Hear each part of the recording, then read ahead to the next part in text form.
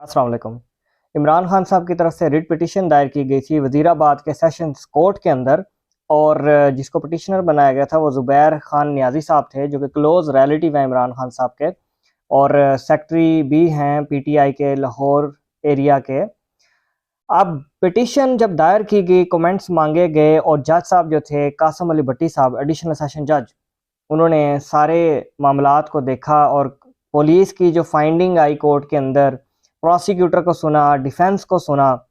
तो कासिम अली भट्टी साहब ने, चूँकि इस्तदा ये मांगी गई थी, प्रेयर ये की गई थी कि जनाब पर्चा काटने का राइट हमारे पास है, पिटिशनर की इस्तदा थी, प्रेयर थी, एफआईआर काटी जाए हमारे फैक्ट्स के मुताबिक, हमारे कंटेंट्स ऑफ द एप्लीकेशन के मुताबिक, हमने जो एप्लीकेशन के अंदर लिखा था वही खूब एफआईआर काटी जाती, ना कि ये एफआईआर जो कि अब 691/2022 ये एफआईआर काटी गई। ये तो हमने कंटेंट्स ही उधर जमा नहीं थे कराए, हमने तो थाने के अंदर ये एप्लीकेशन ही नहीं थी दी। पुलिस ने मिली भगत से असल फैक्ट्स को छुपाते हुए, जो मुल्जमान असल थे उनको बीच में से डिलीट करते हुए ये एक नई एफआईआर काट दी है। इसका हमारे से कोई ताल्लुक नहीं, हमारे वकूए को ये डिस्क्राइब नहीं सही तरीके से करती, तो जनाब ये हमसे ज्यादती की जा रही है, हमारे राइट पे डाका है, आप हमारी एफआईआर हमारे मौक़िफ़ के मुताबिक काटें।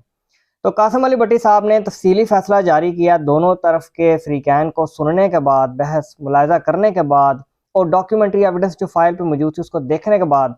और केस लॉज की जो गाइडेंस है, जो प्रेसिडेंट्स जिन्हें आप कहते हैं कि साबका जजेस ने, हाई कोर्ट ने और सुप्रीम कोर्ट ने इन पॉइंट्स के ऊपर क्या राय अपनाई है, क्या एक ही वकूए की 2 एफआईआर हो सकती हैं कि नहीं, अगर एक एफआईआर से नाराजगी शो कर रहा है एक पिटिशनर की, ये मेरे मौक़िफ़ की तायद ही नहीं कर रही, मैंने तो ये लिखवाई नहीं थी एफआईआर, तो क्या दूसरी एफआईआर कटनी चाहिए कि नहीं कटनी चाहिए।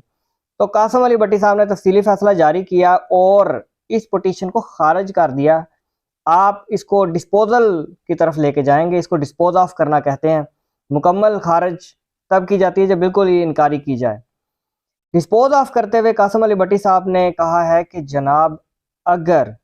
पिटिशनर को लगता है कि मेरा मौक़िफ़ सही तरीके से दर्ज नहीं किया गया, तो जो जेआईटी या इन्वेस्टिगेशन ऑफिसर जो इसके लिए टीम बनाई गई है, इन्वेस्टिगेशन एजेंसी तख्लीक की गई है कि असल हकायक सामने लेके आए, तो पिटिशनर उनके पास जाए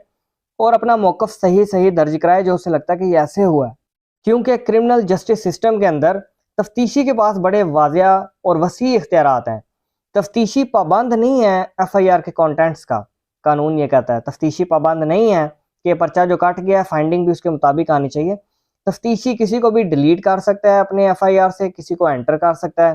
किसी दिफा को एंटर करवा सकता है और किसी को डिलीट करने की इस्तदा कर सकता है। रिकवरी के इख्तियारात उसके पास होते हैं, वेपन ऑफ ऑफेंस के, यानी एफआईआर से हट के भी नए जो हकायक हैं वो तफ्तीशी सामने ला सकता है, चाहे एफआईआर 1 लाइन की हो, 2 लाइन की हो, उल्ट फुल्ट हो, खराब हो या सही हो, तफ्तीशी इनसे बाहर होता है। तफ्तीशी ने अपनी इंडिपेंडेंट इन्वेस्टिगेशन करनी होती है।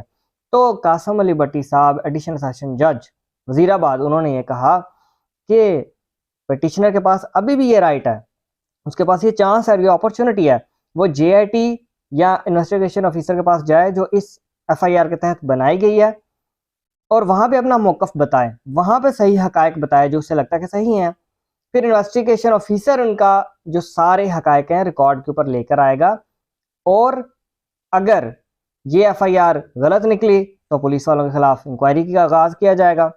जबकि अगर आपका मौक़िफ़ ठीक हुआ तो इन्वेस्टिगेशन ऑफिसर उसको सामने लेके आएगा। तो फिलहाल इस पिटीशन से कोई खातर ख्वाह फ़ायदा नहीं हुआ, सिवाय इसके कि एक मौक़िफ़ सामने आ गया टाइमली कि जनाब हमारी ये एफआईआर वो नहीं काटी गई जो हम कह रहे थे, हमारी जो एप्लीकेशन थी। आगे देखते हैं अब क्या इसके खिलाफ फर्दर रिट पिटीशन दायर की जाती है कि नहीं, हाई कोर्ट्स में जाते हैं, सुप्रीम कोर्ट्स में इमरान खान साहब की तरफ से कोई जाता है कि नहीं जाता। अगली अब हिकमत अमली का वेट है, देखते हैं अब आगे क्या बनता है। Thank you.